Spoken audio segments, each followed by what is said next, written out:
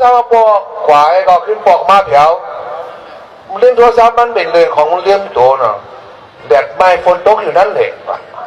โทษสักขาเขาก็ห้องไงก็เลยห้องกว่าห้องมาข้ามหมอขี้ค่ะผมพูดเดี๋ยวเข้าต้องเปิดเลยจังหวะเนี่ย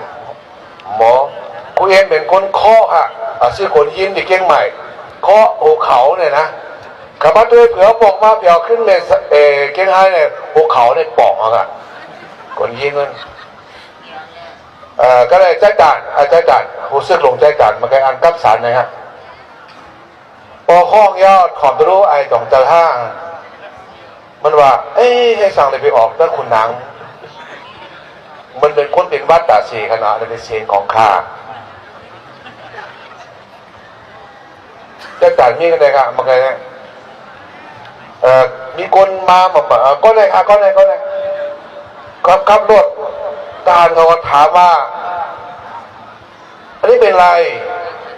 เขาก็ว่าเป็นเต้เป็นพลขับเดี๋ยวมันรับตลอดนั่นน่ะก็เลยเปลี่ยนชื่อว่าอันนี้คือพลหลักครับพวกเขาขับรถก็เลยถอดมาเสียงก็ห้องความเป็นเรื่องหัวใจออกเสียงคุณนางพอดีคือเมื่อวานเสียงออกนักคุณนางในวันว่าเจ้านายครับในวันตามหลักวิทยาศาสตร์เนี่ยมันต้องมีเสียงโล่งว่ะเสียงเขาโปร่งโหลดแรงดีว่ะรู้ไหมท่านต้องโกนหนวดว่ะกำลังเหรอแต่ก็ดีนะครับมันเป็นมีเสน่ห์อันหนึ่งนี่ว่ะมันเห็นก็เลยว่ามึงรอดไปมันในขั้นเจอฐานหนวดก็เลยย้อนเจอความมันว่าเอาหัวใจเป็นสะพานครับท่านหัวใจไก่โคค่ะดูมือมันได้ละ